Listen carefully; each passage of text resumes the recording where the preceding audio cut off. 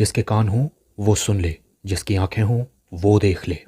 हम उन लोगों के लिए विशेष धन्यवाद देना चाहते हैं जो हमें SBI पे, गूगल पे और पेपलिंक के द्वारा हमारी सेवकाई में बोते हैं। डिस्क्रिप्शन बॉक्स में दिए हुए लिंक से आप भी बो सकते हैं।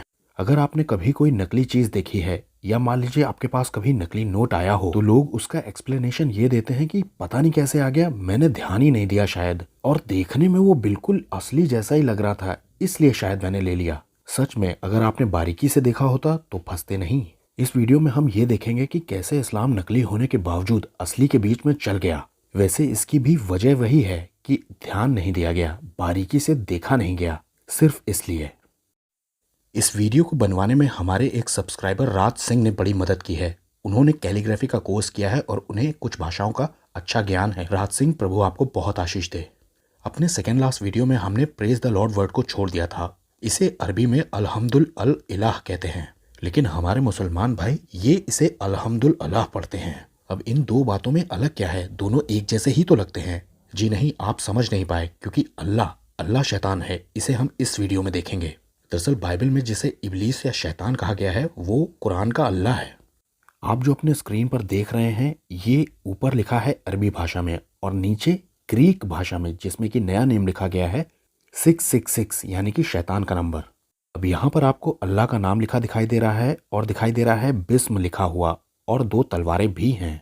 इसे जब आप फुल डिटेल में समझेंगे तब यहाँ ये लिखा है कि अल्लाह के नाम में शुरू करो तलवार चलाना, यानी उनकी भाषा में कहें तो जिहाद करना। प्रकाशित वाक्य में यूहन्ना को ये सब बातें दर्शनों में दिखाई जा रही थी। अब कुछ चीजें तो यूहन्ना की समझ में आई होंगी और कुछ चीजें तो यूहन्ना की समझ में बिल्कुल भी नहीं आई। उनमें से एक ये है, यानी कि 666, मनुष्य का अंक, यानी कि 666।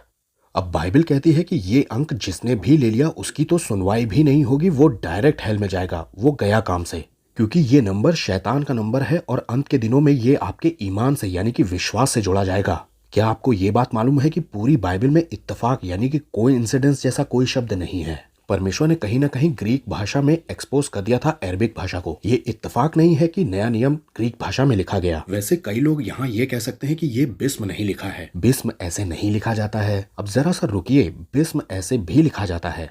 देखिए, अरबी में बिस्म अल्लाह ऐसे लिखा जाता है और उर्दू और फारसी की स्क्रिप्ट में बिस्मिल्लाह ऐसे लिखा जाता है। जो सीन होता है यानी कि एस, उसे थोड़ा सा लंबा खींच दिया जाता है। इसे नस्तलिक कहते हैं, जो कि उर्दू और फारसी की स्क्रिप्ट में ही इस्तेमाल होता है। अब अच्छे मुसलमानों को भी ये बात नहीं मालूम है कि अरबिक राइटिंग 6 तरह की होती है, जिसमें कि यहाँ आपको 2 बताई जा रही हैं। कैलीग्राफी स्टाइल में इसे कहते हैं थोमुत की स्क्रिप्ट, ये जो ऊपर है अरबिक में, और दूसरी वाली का नाम नस्तालिक स्क्रिप्ट है, जो कि उर्दू और फारसी में ही इस्तेमाल होती है। अब हम अपने असली मुद्दे पर आते हैं। खुदा यहोवा को क्या हमें अल्लाह कहकर के बुलाना चाहिए, या अल्लाह खुदा कहलाने के लायक भी है? क्योंकि बड़े बड़े मसीही भी इस भेद को समझ नहीं पाए हैं। क्रिश्चियंस भी इस बात को कहने लग जाते हैं कि देखो खुदा तो है ही एक ना एक, तो वो अल्लाह ही होगा, क्योंकि पुराने नियम के नबियों के नाम यूज किए हैं अल्लाह ने। लेकिन इस फरेब में बिल्कुल मत पड़िएगा। चलिए अब हम ग्रीक भाषा के इन नंबर्स को जोड़ लेते हैं, ये आखिर लिखे कैसे गए हैं। अब ये जो बिस्म है ये मिलता है 6 नंबर से, ग्रीक के लेटर 6 से। अब यहाँ पर जो अल्लाह लिखा है ये मिलता है ग्रीक के नंबर 60 से। ग्रीक भाषा के पहले नंबर से ये 2 तलवारें जो दी है ना, ये मिलती है, इसका नंबर है 600। वैसे सऊदी अरेबिया के झंडे पे भी ये 2 तलवारें बनी हुई हैं, ये नेशनल एम्बलम है वहाँ का, और इनको जोड़ने पर आता है 666, जो कि असली वाले मार्क ऑफ द बीस्ट का सिर्फ एक कॉपी है। अब मैं आपको जेनेसिस की किताब में एक ऐसी जगह पर ले चलता हूँ जहां पर आदम और हव्वा से बात कर रहा होता है शैतान, और हव्वा शैतान की उस चाल को समझ नहीं पाती, क्योंकि उसने बिल्कुल परमेश्वर की आवाज में बात की थी, या यूं कहे कि परमेश्वर जैसे शब्दों को लगाया था। इस वीडियो का थीम ही यह है कि मिलती जुलती चीजों से शैतान कंफ्यूज करता है। शैतान यानी कि सांप हव्वा से कहता है कि तुम निश्चय ना मरोगे, you will surely not die. अब ये श्योरली जानते कहां से आया है? ये आया है परमेश्वर की आवाज की नकल करने की वजह से, क्योंकि जेनेसिस 2 में परमेश्वर ने आदम से ये बात कही थी कि तू पक्का मर जाएगा उस दिन जिस दिन ये फल खाएगा। यू विल श्योरली डाई, अवश्य है कि तू मर जाएगा या निश्चय है कि तू पक्का मर जाएगा। और शैतान ने भी इसी शब्द को लेकर के कंफ्यूज कर दिया उन दोनों को। अब अल्लाह 100% ही शैतान है, इस बात को हम एक तरह से और देख लेते हैं और इस बात में हमको ये जवाब भी मिल जाएगा कि क्या हम मसीहियों को अल्लाह नाम लेना चाहिए। अब सबसे पहले तो ये नाम आया कहाँ से, इसे ही देख लीजिए तो आपको आधी बात तो क्लियर हो जाएगी। अब ये अल्लाह दो शब्दों को मिला करके बना है, अल और इलाह। अब ज्यादातर मुसलमानों को भी ये बात नहीं मालूम है कि अल का मतलब खुदा नहीं होता है, अल का मतलब होता है दी मतलब द स्पेशल वन, और इलाह का मतलब होता है खुदा, मतलब कि वो खास वाला खुदा। अब इब्रानी भाषा में इसे एलोह बुलाते हैं और अरबिक जो यीशु मसीह बोलते थे उसमें इलाह बुलाते हैं। अब यहाँ से अरबिक भाषा को मौका मिलता है, इसमें इलाह का मतलब होता है खुदा। अब आपको जानकर बड़ा आश्चर्य होगा कि इब्रानी भाषा और अरबिक भाषा और अरबिक भाषा ये तीनों भाषाएं लगभग 70% मिलती जुलती भाषाएं हैं और ये वो वजह है जिसकी वजह से अल्लाह को खुदा बनने का मौका मिल गया, जो कि वो है नहीं। इसका एक एग्जाम्पल आपको देता हूँ। तीनों ही भाषा में पिता को या वालिद को अब्बा कहकर के बुलाते हैं, तो ये तीनों ही भाषाएं एक दूसरे से मिलती जुलती हैं।